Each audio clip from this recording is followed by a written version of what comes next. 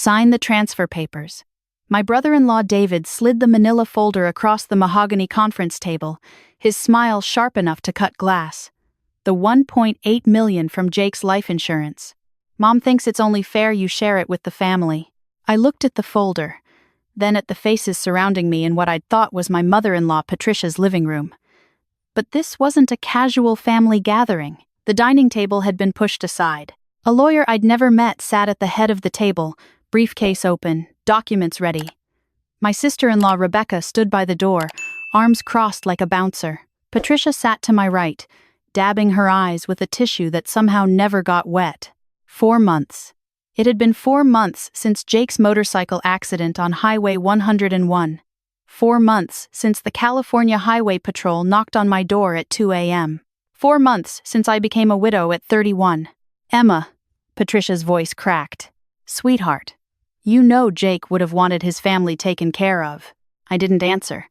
My hands were folded in my lap, steady. That surprised me.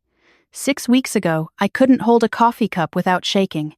But grief does strange things to you. It strips away the parts of yourself you thought were essential and shows you what remains. David leaned forward. Look, we're not trying to be difficult here, but that money, Jake earned it. His life, his policy, his family's legacy. You were only married 3 years. Only 3 years. As if love could be measured in calendar pages. Mom's medical bills are piling up, Rebecca added from the door. Her voice was softer, almost apologetic. Almost. And David's business took a hit during COVID. We're not asking for all of it, just half. Maybe 60%. You're young. You can work. But Mom, your mother lives in a 4-bedroom house in Mill Valley, I said quietly. Jake told me the property alone is worth $2 million. The room went silent. Patricia stopped, dabbing her eyes. That's not liquid assets, David snapped. She can't exactly pay hospital bills with her mortgage. She could downsize. Are you seriously suggesting my mother sell the house where she raised her children? Where Jake grew up? His voice rose. What kind of person are you? The kind who paid for Jake's funeral alone because his family was too grief-stricken to help with arrangements. The kind who sorted through his clothes at 3 a.m. while his mother called asking when she could come get his PlayStation. The kind who found out about David's business troubles through bank statements Jake had hidden in his toolbox. But I didn't say any of that. Not yet. Emma. Patricia reached for my hand. I pulled back. Not quickly, but deliberately. Her fingers closed on empty air. Please, don't make this harder than it needs to be. Jake wouldn't want this conflict. He'd want us to work together, as a family. You're right, I said. Jake did want his family taken care of. David's shoulders relaxed. Good. So you'll sign. I'm not finished. I looked at Patricia. When did Jake change his life insurance beneficiary? She blinked. What? The policy. It's been in place since 2019, but he updated the beneficiary designation 3 times. The last time was 6 weeks before he died. Do you know what he changed? The lawyer, what was his name? Something with a C cleared his throat. Mrs. Morrison, I don't think. He removed his mother as secondary beneficiary, I continued, and he added a clause, a very specific clause about how the money should be distributed if something happened to him. Patricia's hand froze halfway to her tissue box. That's... Jake never mentioned anything like that to me. He wouldn't have. I reached into my purse. My fingers found the envelope I'd been carrying for 2 weeks, ever since Jake's lawyer, his actual lawyer, not this man my in-laws had brought, called me to his office. Because he knew you'd react exactly like this. David stood up so fast his chair scraped against the hardwood. What the hell are you talking about? I pulled out my phone instead of the envelope. Sometimes you save the killing blow. Before I show you this, I have a question. David, how much did Jake lend you in 2022? His face went white, then red. I don't know what. $47,000. I looked at Patricia. Did you know about that? About David's gambling problem? I don't have a David started. Bay 101 Casino. San Jose. Jake found the statements. You told him it was for business expansion, but he tracked the withdrawals. Every Thursday night, sometimes Saturdays. I turned to Rebecca. And you. The $20,000 he gave you for your daughter's private school tuition, except Maddie goes to public school. Jake called Campbell Union to verify. Rebecca's mouth opened. Nothing came out. Emma! Patricia's voice was ice now. The grief-stricken mother act had evaporated. These are private family matters. They have nothing to do with. They have everything to do with this. I held up my phone. Because Jake documented everything. Every loan. Every time you called asking for money. Every promise to pay him back that never materialized. The lawyer tried to stand. Mrs. Morrison, I need to advise you. $68,000, I said. That's how much Jake's family borrowed from him over the past 5 years. Not once did any of you pay back a cent. Patricia's hand slammed on the table. How dare you? My son is barely cold in the ground and you're accusing his family of... I'm not accusing anyone of anything. I slid my phone across the table, open to Jake's notes app. Rows of dates, amounts, names. Jake was. He kept records because he loved you, but he wasn't stupid. He saw what was happening. David grabbed the phone. His eyes scanned the screen. I watched the blood drain from his face. Where did you get this? Jake's cloud backup. His lawyer helped me access it. I pulled out the envelope now, along with this. The envelope was thick, cream-colored, expensive, the kind lawyers use for important documents. I broke the seal. I'd waited to open it in front of them, wanted them to see, and removed the letter inside. Jake's handwriting, blue ink, dated March 15th, 6 weeks before he died. To my wife, Emma, I read aloud. If you're reading this, something happened to me. I hope it didn't. I hope we grow old together and you never have to see this letter. But I need you to know the truth about my family. Stop. Patricia's voice broke. Really broke this time. Please. But I didn't stop. My mother will cry. She's good at that. She'll tell you I would have wanted her taken care of. That family comes first. Don't believe her. She said the same thing when she convinced me to refinance my house to pay for David's last business venture. She said the same thing when she needed a new car and I was saving for our honeymoon. She'll make you feel guilty for being alive when I'm not. Rebecca made a sound, something between a gasp and a sob. David will threaten you. Not physically, he's too careful for that. But he'll imply things. He'll question your character, your commitment to family. He's been doing it to me for years. Every Sunday dinner where he'd joke about how I married up, how you were too good for me. He was establishing a narrative. If anything happened to me, you'd be the outsider, the one who didn't belong. David's chair scraped back. He started toward the door, but Rebecca was blocking it. She didn't move, just stared at me with something like horror dawning in her eyes.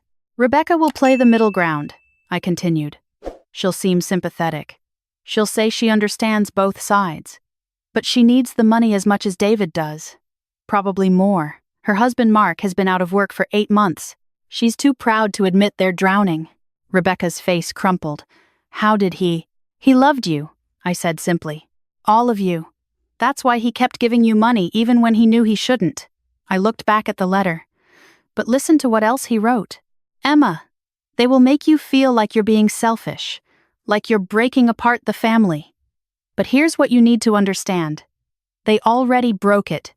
Years ago. I was just too loyal to see it. Patricia stood abruptly. I don't have to listen to this. In my own home. Sit down. My voice wasn't loud, but something in it made her freeze. I'm not done. The lawyer Carter, I remembered now. His name was Carter, touched Patricia's arm. Maybe we should take a break. No breaks. I looked at each of them in turn. You wanted this meeting. You ambushed me with lawyers and emotional manipulation and the ghost of a man you never really knew. So now you're going to hear what he actually wanted. I read the final paragraph. The insurance money is yours, Emma. All of it. I updated the policy specifically to make sure they couldn't touch it. Use it to build the life we planned. Go back to school. Start that bakery you dreamed about. Travel to Iceland like we always said we would. And if they come after you, when they come after you, know that I chose you. Not because you're my wife, but because you're the only one who never asked me for a damn thing except my time. The silence that followed was total. I folded the letter carefully, put it back in the envelope. There's more, I said. legal documents, recordings of conversations. Jake kept everything, just in case. His lawyer has copies, so if you're thinking about contesting the insurance payout. I looked at Carter. I'd advise against it. Patricia's mouth worked soundlessly. David had sunk back into his chair, head in his hands. Rebecca was crying, real tears, not the performance kind. I loved your son, I told Patricia. He was kind and funny, and he made the world feel less heavy. But he was also exhausted. Exhausted from being your ATM. Exhausted from family dinners where the check always ended up in front of him. Exhausted from being the only one who gave a damn about anyone else's problems. We're his family, Patricia whispered. You were his obligation. I stood, gathered my purse. There's a difference. David's voice was hoarse. What are we supposed to do? I don't know, David. Get help for your gambling. Let Rebecca's husband apply for unemployment instead of pretending he's consulting. Downsize the house. Do what every other person in America does when they have financial problems. Figure it out yourselves. I walked toward the door. Rebecca moved aside without a word. Emma. Patricia's voice stopped me at the threshold. If you do this, if you keep that money, you'll never be welcome in this family again. I turned back. She looked smaller somehow, diminished. Like the performance had been holding her together and now it was collapsing. Patricia, I said gently, I was never welcome. I was just useful. I left the folder on the table, unopened. Let them wonder what they'd tried to make me sign.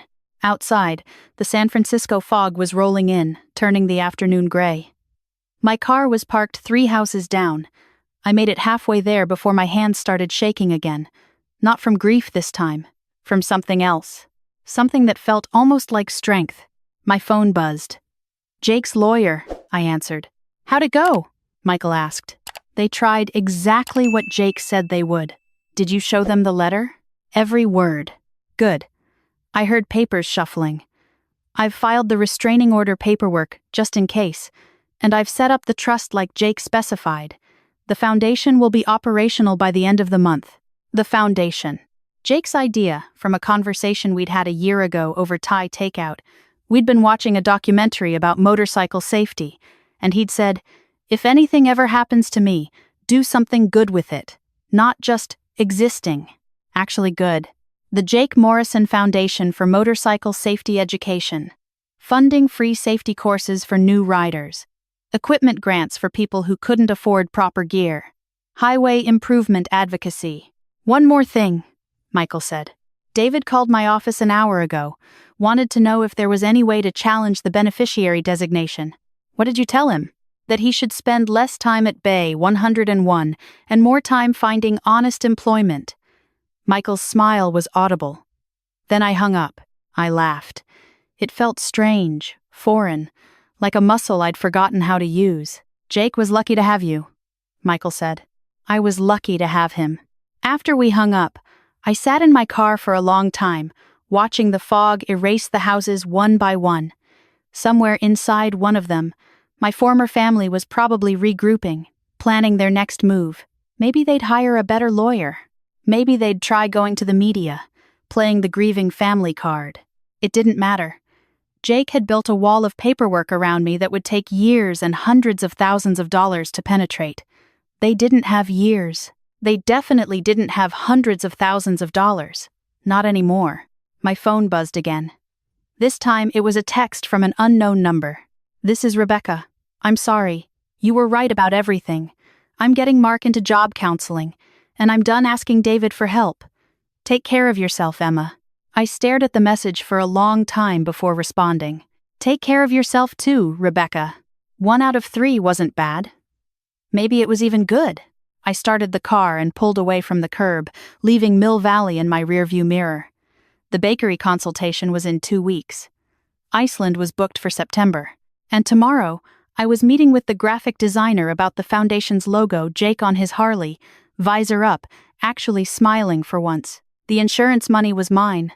But more than that, my life was mine.